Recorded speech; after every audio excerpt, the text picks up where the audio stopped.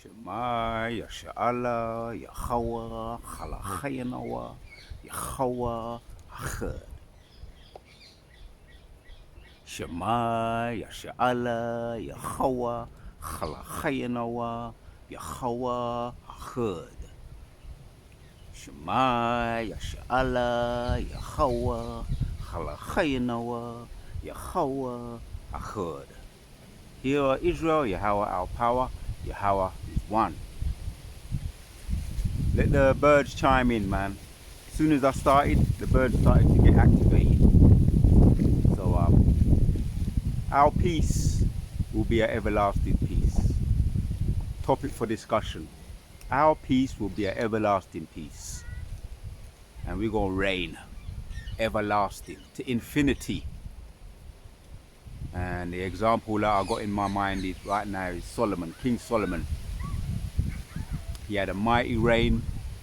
He built that house and dedicated it to Yahweh, right, where you can burn incense and sacrifices, put up all form of worship and prayer, and an altar to sacrifice to Yahweh. And he said, what house can you build for the Most High? And we know that the Most High don't dwell in houses made with stones, but it's for the worship, man, to take place, and a representation. Getting breezy. Yeah, it's getting to that time now. Woke up today saying my prayers. Started with a nice cold shower. Prepare myself for, we're now in the month of September. So I'm getting prepared, starting to put on them that kind of clothing, winter clothing. And prayer is the order of the day. Yesterday's video, right? Or recent videos I've been talking about prayer, brothers been talking about prayer, is the order of the day and the first line of defense. So that's one of the first things that we do, all right? And the birds agree with that, and the birds are having their say too. So that's one of the first things that we do to open the day. When we open our eye, we say a prayer and thank the Most High for another day.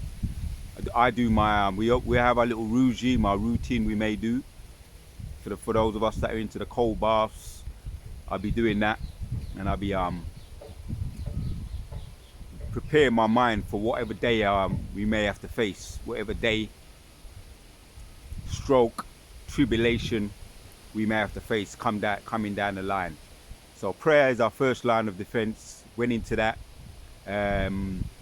Pray without ceasing, 1 Thessalonians 5, right? And some examples what to do. So yeah, that's our first line of defense, and it's our defense and it's our offense.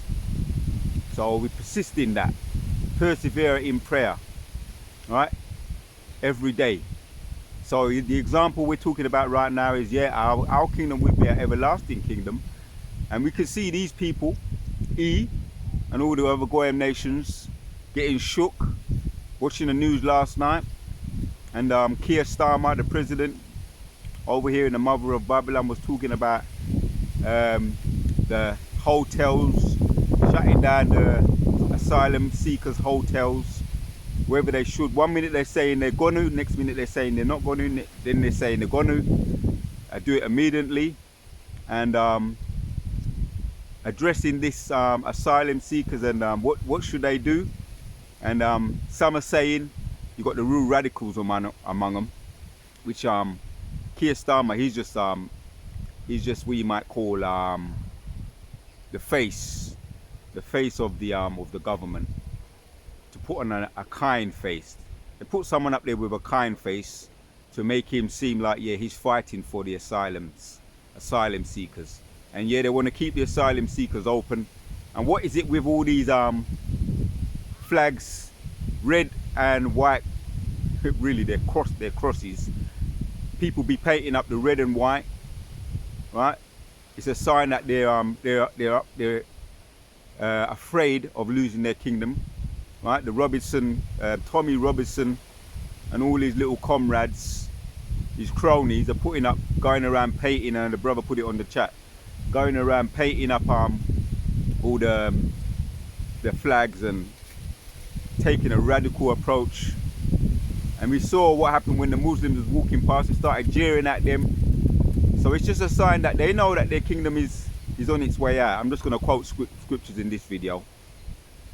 Going to be a quick one. So as we know, the scripture says, Job chapter 20, the triumph of the wicked is short, and is only but for a moment. He shall be flushed away down the toilet, and they're going to be wondering where he is. He's just, so the triumph of the wicked is definitely short, and they're trying to clutch straws to cling on to their kingdom that they know they're stripping, they're losing the grips. They're worried about the asylum seekers. They're saying that when they come, they should have detained them, right? According to Keir Starmer and his comrades, and he agrees. He's just trying to put up a brave face, trying to say, nah, we should fight for the asylum seekers, but really, it's just politics is just a game. That's why we call it politics. It's just a game. So they're saying they should deport the asylum seekers as soon as they come over, or detain them, right? This is all the signs of Jacob's trouble and the last days prophecies. Race wars are on the horizon, right? Which is going to be with this asylum seeker saga. It's just going to be a way they're going to say, well, we don't know where to keep tags on them. The only way we can really let them come in and keep tags on them is to give them the MOTV, right? That's Revelation 13 and 16, so that we can keep tags on them and watch them, because there's a whole heap of violence taking place with the thing what happened with that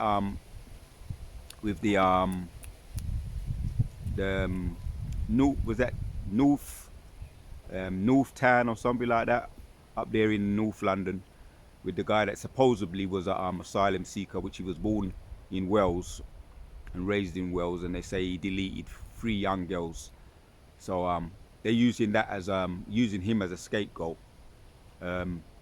North Town, something like that, the riots that took place, and there was they went and started to attack all those hotels, asylum seekers hotels, and saying we want to keep our Britain white. Words to the effect of keep Britain white, make Britain white again. So this is all signs of Jacob's trouble, and they're going to use this to exploit and make the MOTB mandatory, right? So they can keep tags on the crime that's taking place, the asylum seekers, what's coming over here and causing all manners of crimes. Really, they're trying to really silence this word. That's why it's going to be a famine of the word. We know that. The birds are chiming in, and it's just started to rain, so I'm just here in the shade. So I'm just going to push this vibration out. Our kingdom, pursuing to Daniel chapters 2 and 44, will be an everlasting kingdom. And the example also is King Solomon. He reigned in his time, and he built the house to Yahweh, dedicated to Yahweh, so that you can burn incense and worship. And his reign lasted for 40 years, which was 40 is the number 4, symbolizes peace. And when you double 4, which is 8, is according to numerology, 8 symbolizes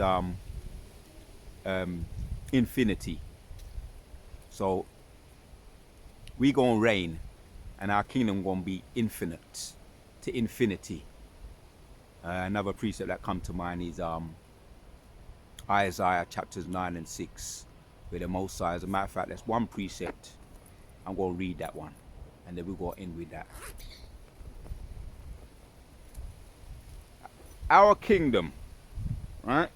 Our kingdom, Isaiah, right? And 9, right? Because this is what we have to look forward to, right? In way of edification to the Akim, Lord willing, it be edifying and exhorting and comforting to the Akim. Isaiah 9 and 6 says, "For unto us a child is born, unto us a son is given. The governor and government shall be upon his shoulder, and his name shall be called Wonderful Counselor, the Mighty God, the Everlasting Father, the Prince of Peace. Right.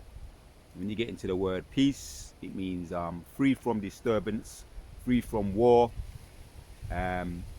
tranquility. When you get into that word peace. As a matter of fact, let's get into that. Well, I kind of summed it up. Let me read that again. For unto us a child is born, unto a son is given. Unto us a son is given, and the government shall be upon his shoulder. That's our government, right? We're going to be ruled by Yahweh, under Yahweh, and under Yahweh, King David, and under King David, 144,000 mighty men, governors, counselors, rulers, right? Because this kingdom has to be put right side up again. Yeah, because even our own people, they have to be, the word is euthanized, put to sleep. I saw an incident the other day and I'll just be shaking my head, man. Right? What's become of our people, the YNs? It's a shame. So they have to be deleted, man. Right? And they're going to come back in their right mind. Right? Daniel chapters 12, with their heads down for a period of time. And they're going to rise up their heads again. But yeah, they have to be deleted. So the whole of this kingdom have to be put right side up. And these people, pursuing to Psalms 49 and 11, believe that their kingdom is going to last forever. Right? They name the kingdoms after their own names and all that. Put placards all over their houses and all of that, believing that their kingdom is going to last forever. But we know different. We know better. There's only one kingdom that's going to last forever. We saw all the examples of all the other empires. The Babylonians, the ancient Babylonians, the ancient Medes and the Persians, the Grecians and the Romans. Right? Kingdom rise and kingdom fall. But there's only one kingdom going to last forever. Kingdom come, kingdom fall. Babylon back is against the wall. That's an old song. So yeah, it's true. Kingdoms rise and kingdoms fall. But Babylon's back is against the wall and they know it. The triumph of the wicked is short. So they're circling the drain.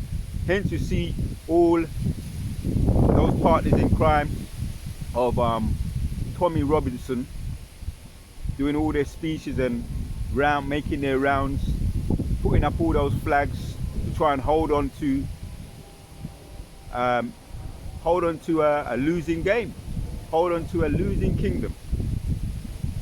So let me end it once again. Isaiah, as a matter of fact, let me hit that one. Our kingdom will be an everlasting kingdom. Daniel, let's hit it. Daniel, we go in with that. Right?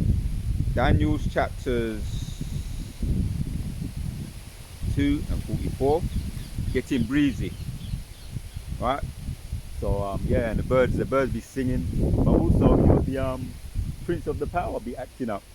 I'm gonna put the vibration out there regardless. This is what it's about. Our kingdom will be an everlasting kingdom. Let's read Daniel chapters 4, and we're going to end with that.